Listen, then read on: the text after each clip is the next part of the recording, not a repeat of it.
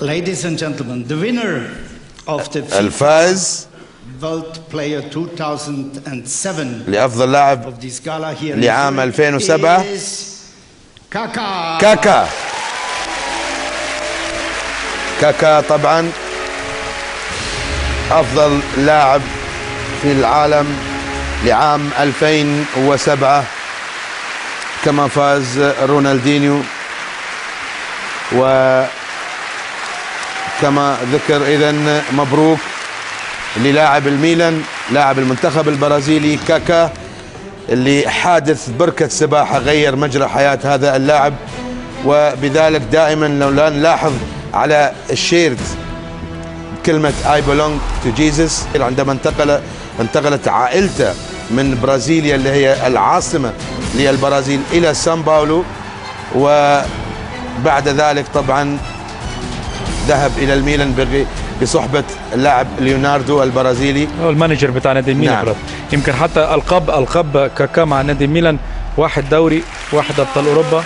نتكلم بعد ما نشوف المركز الثاني مين، بس أنا أتوقعه كريستيانو رونالدو، أتوقعه.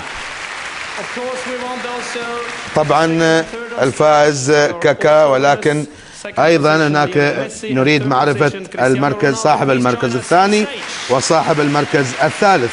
يدعى كريستيانو رونالدو وليونيل ميسي. ليونيل أندريا ميسي.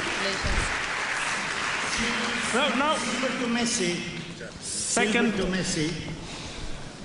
I think second for Lionel.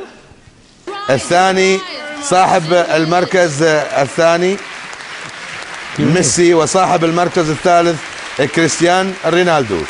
كاكا، ميسي، رونالدو. يمكن انا توقعت كريستيانو رونالدو، لان رونالدو انا في رايي كان منتج السنه اللي فاتت الموسم الماضي مع حتى مانشستر، على عكس ليونيل ميسي مع انه لاعب كبير طبعا. Really special night for me. الليلة ليلة خاصة بالنسبة لي. عندما كنت شاب لعبت محترف لسان باولو، ولعبت مباراة واحدة فقط للمنتخب.